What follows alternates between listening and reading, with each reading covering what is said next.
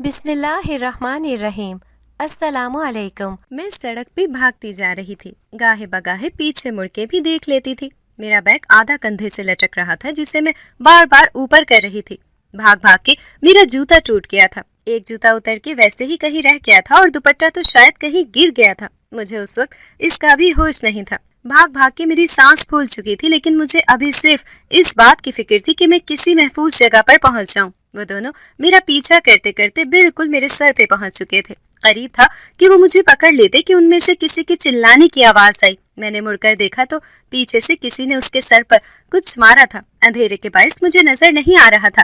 سر میں چوٹ لگنے سے وہ چلاتے ہوئے نیچے گر گیا۔ دوسرے نے جب اسے گرتے دیکھا تو وہ وہاں سے بھاگ نکلا۔ میں نے تھوڑا رک کر اپنے سانس کو بحال کیا اور اپنے محسن کو دیکھنے کی کوشش کی، جو کہ اب آہستہ آہستہ چلتا میری ہی طرف آ رہا تھا۔ ہلکی ہلکی روشنی میں نے دیکھا کہ اس نے شوخ رنگوں کے چمکتے ہوئے ریشمی کپڑے پہنے ہوئے تھے، منہ پہ بہت تیز میک اپ سجایا ہوا تھا، بڑے بڑے جھمکے پہنے ہوئے تھے اور بازو میں چوڑیاں سجی ہوئی تھی۔ وہ نہ تو مرد تھا نہ ہی عورت، بلکہ وہ ایک خواجہ سرا تھا، جسے ہمارے معاشرے میں لوگ مختلف ناموں سے پکارتے ہیں۔ اس کے ہاتھ میں چھوٹا سا ایک لوہے کا ڈنڈا تھا، جو کہ اس نے اس لڑکے کے سر میں مارا تھا۔ شکریہ، بہت بہت۔ میں نے اپنی سانس کو بحال کرنے کی کوشش میں اپنے محسن کا شکریہ ادا کیا۔ تم اس وقت ادھر کیا کر رہی ہو؟ وہ خواجہ سرا اپنے مخصوص انداز میں تڑاق کے بولا۔ میں ایک کمپنی میں کام کرتی ہوں، تو اب میرا ڈیوٹی ٹائم ختم ہوا ہے، تو گھر جا رہی تھی کہ یہ دونوں پیچھے لگ گئے۔ میں نے تفصیل سے جواب دیا۔ میرا سانس ابھی بھی پھولا ہوا تھا، لیکن میرے پاس پانی نہیں تھا۔ اس خواجہ سرا نے شاید یہ بات محسوس کر لی تھی، اسی لیے کہنے لگا، اگر تم مناسب سمجھتی ہو تو قریب ہی ایک کینٹین ہے، وہاں پہ کچھ دیر بیٹھ جاؤ اور پانی وغیرہ پی لو۔ اس نے اپنی تیز آواز میں کہا تو میں نے چند لمحے سوچ کر جواب دیا کہ ٹھیک ہے، چلتے ہیں۔ میں ٹوٹے جوتے کے ساتھ لڑکھڑا کر قدم رکھتی اس کے ساتھ چلتی گئی۔ میرا دوپٹہ تو کہیں گر گیا تھا، لیکن شکر ہے میں چونکہ حجاب کرتی ہوں تو اسی لیے وہ اسی طرح میرے سر پر موجود رہا۔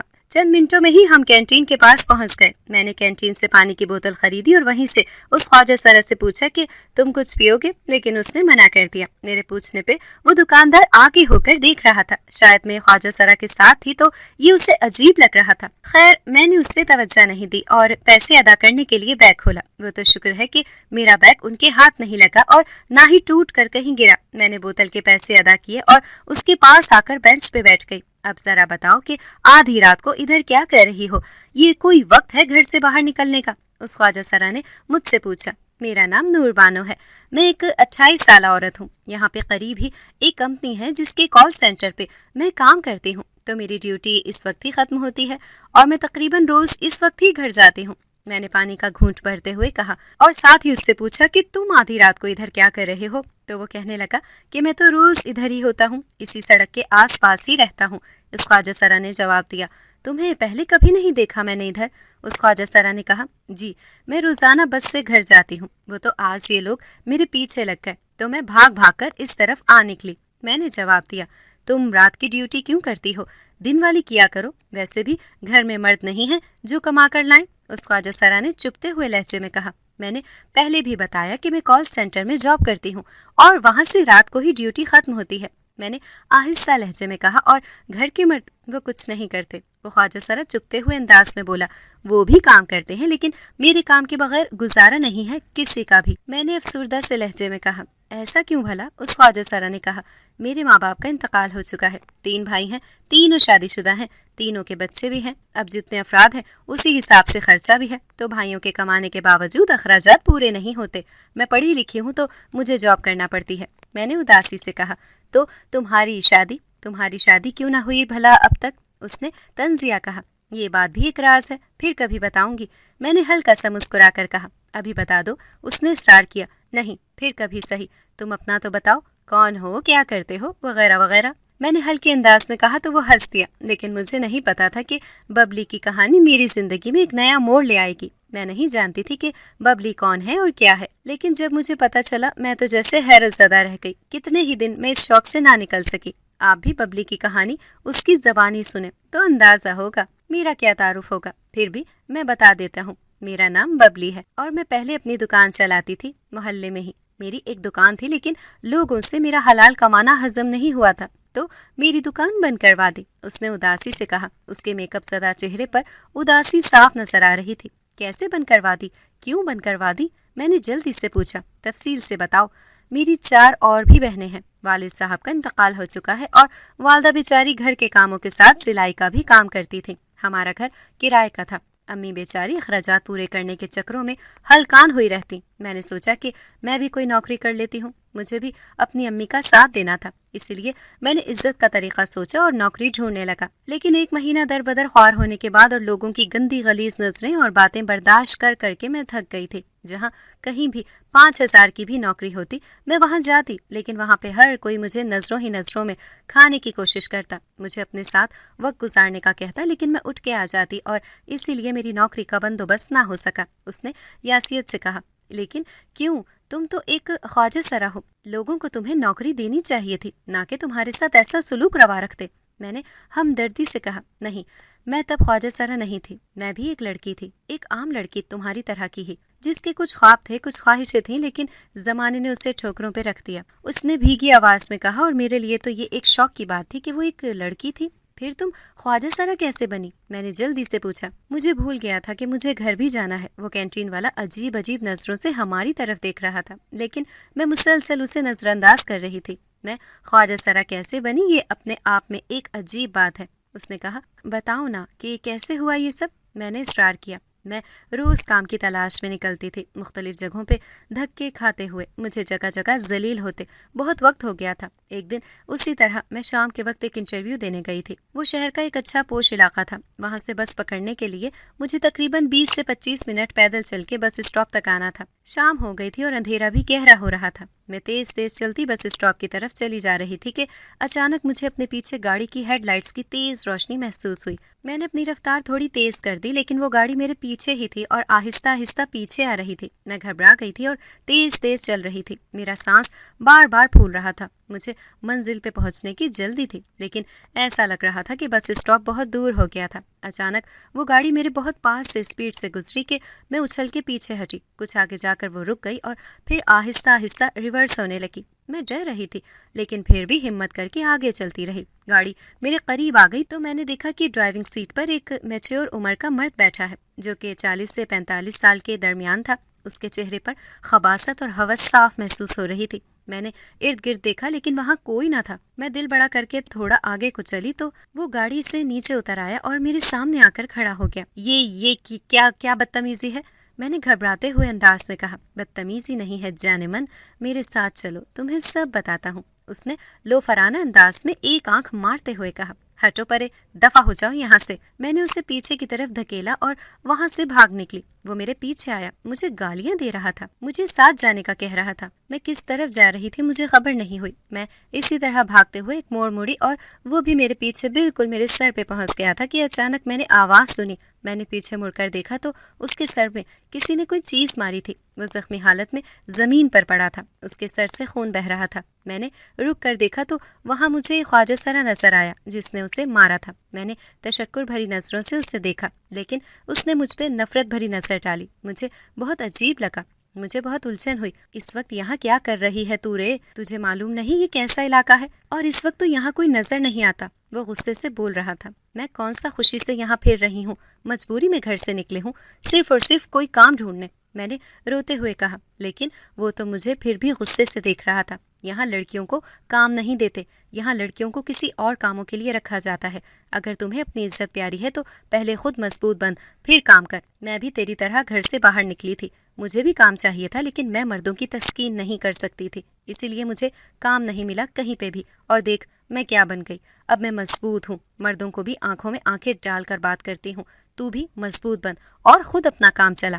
یہ کہتے ہی اس نے اپنے کندھے پہ لٹکے بیگ سے میرے منہ پہ میک اپ تھوپ دیا۔ مجھے وہ ایک نیا راستہ دکھا رہی تھی، مجھے وہ بتا رہی تھی کہ کس طرح مجھے خود کو محفوظ رکھنا ہے اور کام بھی کرنا ہے۔ لیکن میں نے اس کی بات نہیں مانی، بلکہ میں اپنے طور پہ کوشش کرتی رہی، اور جب پانی سر سے اونچا ہو گیا تو میں نے وہی راستہ اپنانے کا فیصلہ کیا۔ میں نادان تھی، کم عمر تھی، میں نے وہ راستہ اپنانے کا فیصلہ کر لیا اور خود کو اسی روپ میں ڈھال دیا۔ ببلی بتا رہی تھی اور میں خاموشی سے سن رہی تھی۔ میں نے خود کو وہی روپ دے لیا جسے زمانہ دھتکارتا ہے۔ میں نے خود کو خواجہ سرا بنا لیا اور اسی انداز میں ڈھل گئی۔ میں نے محلے میں ہی ایک دکان کرائے پر لی اور وہاں پہ کریانے کا سامان ڈال کر اسے شروع کر دیا۔ کچھ دن تک تو لوگ مجھ سے سامان لیتے رہے، لیکن پھر وہاں پہ میرا یہ روپ سب کو برا لگنے لگا۔ لوگ میری دکان پہ آ کر طرح طرح کی باتیں کرنے لگے۔ ان کے مطابق میرا اس طرح دکان پہ کھڑا ہونا ان کے بچوں پہ برا اثر ڈالے گا اور مجھے چاہیے کہ میں محفلوں میں ناچ گانا ہی کروں۔ یہ کام میرے کرنے والے نہیں ہیں۔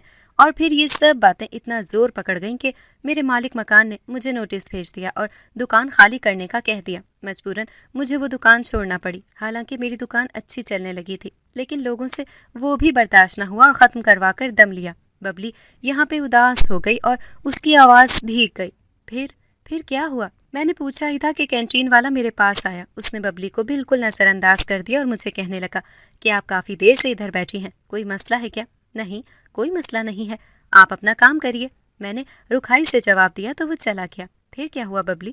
میں نے ہمدردی سے پوچھا۔ ہونا کیا تھا، لوگ یہی کہتے تھے کہ خواجہ سرا ہو تو ناچ گانا کرو، وہی تمہارا پیشہ ہے، لیکن میں وہ نہیں کرنا چاہتی تھی۔ میں تو خود کو محفوظ رکھنے کے لیے اور لوگوں کی گندی نظروں سے بچنے کے لیے خواجہ سرا بنی تھی، لیکن ہوا کیا؟ الٹا اب بھی مجھے سکون نہیں تھا۔ لیکن ایک بات تھی کہ اس روپ میں خود کو مضبوط خیال کرتی تھی۔ میں نے پھر سے کوئی ایسا کام ڈھونڈنا شروع کیا جو میں اس حلیے میں ہی کر سکوں، لیکن کوئی بھی ایسا کام مجھے مل نہ سکا۔ نتیجہ یہ کہ میرے گھر میں فاقوں کی نوبت آ گئی اور میری بہنیں میرے منہ کو تکنے لگیں۔ میں انہیں باہر نہیں نکالنا چاہتی تھی کیونکہ میں نہیں چاہتی تھی کہ وہ بھی یہ سب برداشت کریں جو میں نے کیا۔ تنگ آ کر میں نے اپنے ہی علاقے میں خواجہ سرا کمیونٹی جوائن کر لی اور ان کے ساتھ ہی کام پہ جانے لگی۔ شروع میں مجھے جھجک ہوتی تھی، میں ویسے ہی ان کے ساتھ خانہ پوری کے لیے چلی جاتی تھی، لیکن کب تک میں خیر منا سکتی تھی؟ آخر ایک دن مجھے بھی گھنگرو باندھ لینے پڑے، مجھے بھی ان کی طرح ناچنا پڑا۔ گھر میں پیسے آتے تو امی راشن وغیرہ کا انتظام کر لیتی۔ اب میں چاہتی تھی کہ میں اپنی بہنوں کی شادی کر دوں تاکہ وہ تو ان حالات سے نکلیں۔ میں نے ان کے رشتے کے لیے اماں کو بول دیا اور کہا کہ جلد ہی ان کی شادی کرو۔ اماں نے ادھر ادھر رشتے کا کہا، لیکن ہر جگہ سے ایک ہی جواب آتا کہ ہمیں ایک خسرے کے گھر رشتہ نہیں کرنا، معاشرہ اسی نام سے تو پکارتا ہے ہمیں۔ ببلی کہتے ہوئے دل گیر ہو گئی۔ یہ لوگ کسی حال میں جینے نہیں دیتے۔ میں نے ان سے بات کی، اپنے حالات بتائے، اپنی صورتحال واضح کی، لیکن ان کو میری کسی بات پہ یقین نہیں آیا۔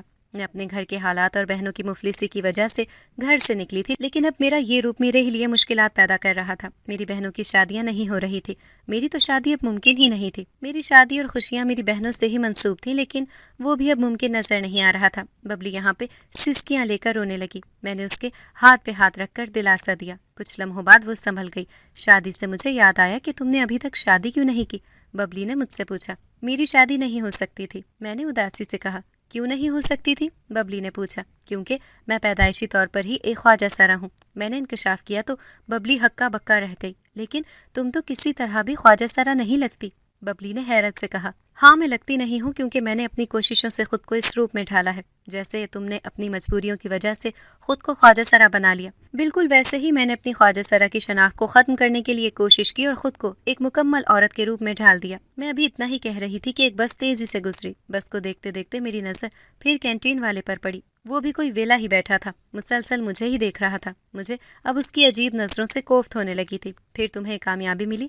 ببلی نے مجھ سے پوچھا۔ ہاں، میں کافی حد تک کامیاب ہو گئی، لیکن جو اندر سے فطرت ہے وہ تو میں نہیں بدل سکتی نا، میں نے اداسی سے کہا تو ببلی نے سر ہلا دیا۔ لیکن تمہارے گھر والے، انہوں نے تمہیں اپنا لیا؟ ببلی نے پوچھا۔ نہیں، جب میں پیدا ہوئی تھی اور گھر والوں کو علم ہوا تو میری امی نے بتایا تھا کہ بہت رونا دھونا مچا تھا، کسی نے مجھے دیکھا تک نہیں، اٹھانا تو دور کی بات ہے، لیکن میری امی وہ تو ایک ماں تھی، انہوں نے میری تربیت باقی نارمل بچوں کی طرح ہی کی اور اسی طرح مجھے پروان چڑھایا۔ میں نے کہا، خیر تم بتاؤ آگے کیا ہوا؟ میں نے ببلی کو اس کی کہانی آگے سنانے کا کہا۔ آگے کیا ہونا تھا؟ بہنوں کی شادیاں تو ہو نہیں رہی تھیں، وہ گھر میں بیٹھی نفسیاتی ہو رہی تھی۔ میری بہت کوشش تھی کہ کسی ایک کی ہو جائے، لیکن ان کے نصیب بھی میری طرح ٹھنڈے ہی نکلے۔ ان میں سے جو سب سے بڑی تھی، اس نے ایک دن موت کو گلے لگا لیا۔ ہمارے گھر آنے پر تو گویا قیامت ہی ٹوٹ پڑی تھی۔ ماں، بہنیں اور خود میرا بہت برا حال تھا۔ جیسے تیسے اس صدمے کو برداشت کیا، لیکن لوگ تو یہاں بھی جینے نہیں دیتے۔ میری بہن کی موت سے کئی من گھڑت باتیں منسوب کر دیں۔ ہم نے صدمے کی حالت میں وہ بھی برداشت کی، لیکن آخر کب تک؟ ایک دن میں پھٹ پڑی اور سارے محلے کو بہت باتیں سنائی۔ اس کے بعد محلے والوں نے ویسے ہی ہمارا بائیکاٹ کر دیا۔ اب ہماری طرف نہ تو کوئی آتا جاتا تھا اور نہ ہی ہم کسی قسم کی مدد کے لیے کسی کو پکار سکتے تھے۔ امی کو اس کا بھی بہت دکھ تھا کہ آخر اتنا وقت اس محلے میں گزرا تھا۔ ببلی بولتے بولتے سانس لینے کو رکی۔ واقعی تم لوگوں نے بہت سہا ہے، میں سن کے اتنا دکھی ہو رہی ہوں اور تم لوگوں پہ تو بیتی ہے۔ میں نے ببلی کے ہاتھ پہ ہاتھ رکھ کر کہا، ہاں ہم نے بہت سہا ہے اور شاید سکون تو ہماری قبر میں نہیں ہوگا۔ ببلی نے کہا تو میں بے ساختہ اسے ٹوک بیٹھی۔ ایسے نہ کہو، اللہ نہ کرے، میں نے دہل کر کہا۔ آگے بتاؤ کیا ہوا؟ مجھے آگے کی کہانی جاننے میں دلچسپی تھی۔ اتنے میں ایک فقیر پاس آ گیا اور مجھ سے بھیک مانگنے لگا۔ میں نے بیگ کھول کر 10 کا نوٹ اسے پکڑایا اور چلتا کیا۔ اب پھر میں ببلی کی طرف متوجہ ہو گئی۔ ہاں اب بتاؤ۔ میرے کہنے پہ ببلی نے وہیں سے سلسلہ جوڑا جہاں سے ٹوٹا تھا۔ اپنی بہن کی ناگہانی موت اور محلے داروں کے بائیکاٹ کے بعد میں نے ایک فیصلہ کیا۔ میں نے اپنی بہنوں کو اعلیٰ تعلیم دلوانے کا فیصلہ کیا اور انہیں اس قابل بنانے کا فیصلہ کیا کہ کل کو وہ خود اپنے پیروں پر کھڑی ہو سکیں اور شادی جیسے کسی بندھن کی آس میں نہ رہیں۔ میری بہنوں کو میری قربانیوں کا اندازہ تھا اور کچھ بڑی بہن کی موت کی وجہ سے وہ میرے اور بھی قریب ہو گئیں، اسی لیے انہیں بھی اب شادی کرنے میں کوئی دلچسپی نہیں تھی۔ انہوں نے بھی میرا ساتھ دینے کا فیصلہ کیا اور پھر میں نے انہیں شہر کے اعلیٰ تعلیمی ادارے میں داخل کروایا اور ان کے لیے اب ایک نیا مقصد طے تھا۔ وہ دونوں اپنی اپنی دلچسپی کے مضامین میں پڑھنے لگی اور میں بھی اب مطمئن ہو گئی کہ وہ کسی مقصد سے لگی ہوئی ہیں۔ میں اب اور محنت کرتی تاکہ اپنی بہنوں کو کسی قسم کی کمی نہ آنے دوں۔ ببلی نے یہاں رک کر سانس لیا۔ ہاں تم نے واقعی اپنی بہنوں کے لیے بہت کچھ کیا ہے۔ بہت کم لوگ تمہاری طرح کے ہوتے ہیں، بے غرض، بے لوث۔ میں نے کھلے دل سے اس کی تعریف کی۔ چلو یہ تو اچھا ہوا کہ تمہاری زندگی میں بھی سکون آیا، میں نے کہا تو ببلی استہزائیہ انداز میں ہنسی۔ سکون؟ کیسا سکون؟ میری زندگی میں اب ایک نیا موڑ شروع ہو چکا تھا جو سب سے زیادہ تکلیف دہ تھا۔ ببلی نے کہا تو مجھے اور بھی دلچسپی پیدا ہوئی۔ وہ کیسے؟ میں نے جلدی سے پوچھا۔ اب چونکہ میری بہنیں اعلیٰ تعلیم حاصل کر رہی تھی، ایک ڈاکٹری پڑھ رہی تھی اور ایک سول سروس کے امتحان کی تیاری میں لگی ہوئی تھی، انہی دنوں میں اچانک امی کی طبیعت بگڑی اور 2 دن ہسپتال رہنے کے بعد ان کا انتقال ہو گیا۔ میری تو جیسے دنیا ہی اندھیر ہو گئی۔ امی کے علاوہ اس دنیا میں میرا کون تھا؟ میں کتنے دن اس صدمے سے باہر نہ نکل سکی۔ میری بہنیں بھی صدمے میں تھیں، لیکن اپنی پڑھائی کی وجہ سے وہ جلد ہی اس صدمے سے باہر نکل آئیں اور میں ابھی تک ویسے ہی تھی۔ گھر کے ہر کونے میں امی کی صورت نظر آتی، گھر کی ایک ایک چیز سے امی کی خوشبو آتی۔ کافی دن مجھے سنبھلنے میں لگ گئے اور اب میں نے دوبارہ کام پہ جانا شروع کر دیا۔ مصروفیت میں میرا دل بہل جاتا تھا، لیکن گھر آ کر پھر وہی امی کی یاد تنگ کرتی تھی۔ بہنیں اپنے کمرے میں بیٹھ کے پڑھائی کر رہی ہوتی، میرے آنے جانے کا انہیں کم ہی پتہ چلتا۔ میں بھی انہیں تنگ نہ کرتی تھی، اپنے کام خود ہی کر لیتی، ورنہ پہلے یہی کام میری امی کر دیتی تھی۔ امی کہاں کہاں نہیں یاد آتی تھی۔ دن اسی طرح گزرتے گئے تھے، میں اپنے کام میں مصروف اور بہنیں اپنی پڑھائی میں مصروف رہتی۔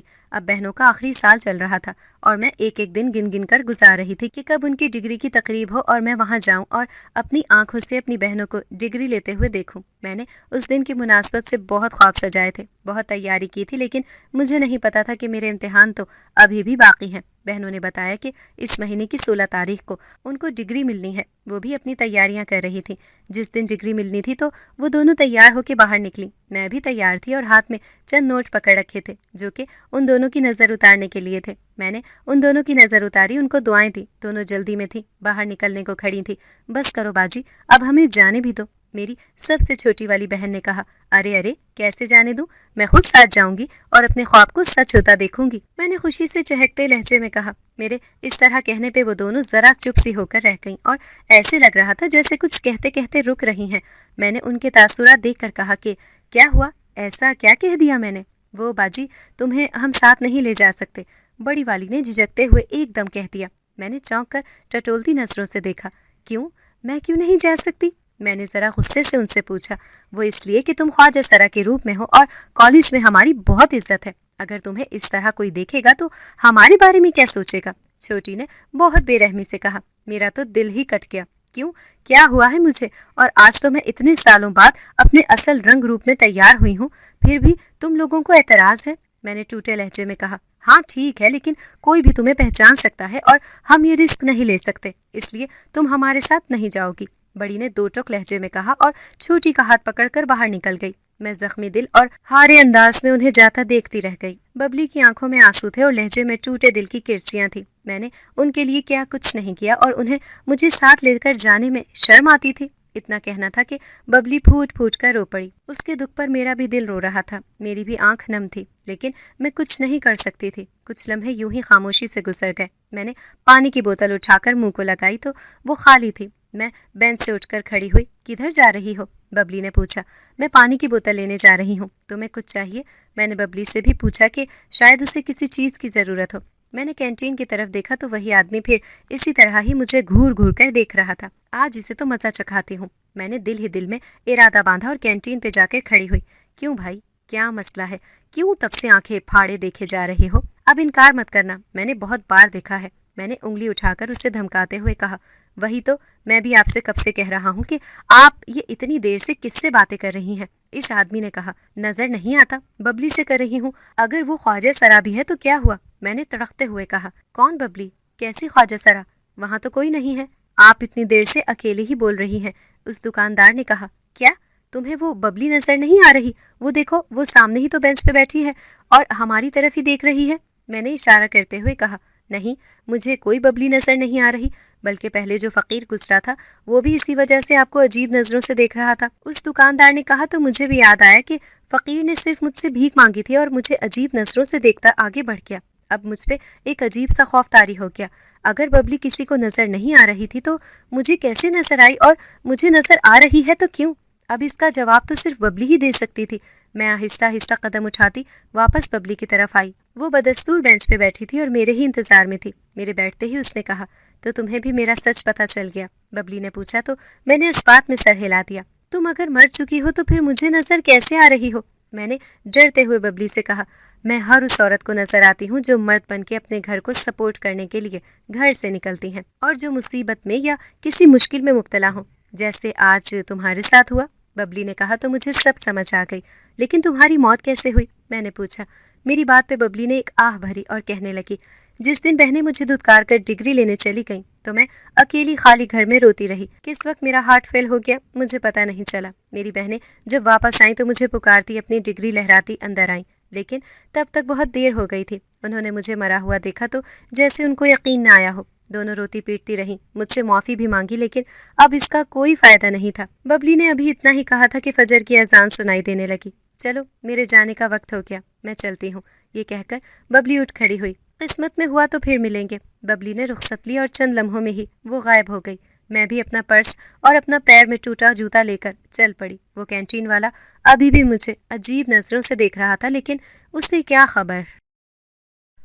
اگر آپ کو ہماری آج کی کہانی پسند آئی ہے تو اسے لائک کریں، شیئر کریں اور چینل کو سبسکرائب کرنا مت بھولیے گا، تاکہ آپ کو ہر نئی آنے والی ویڈیو کا نوٹیفیکیشن بر وقت ملتا رہے۔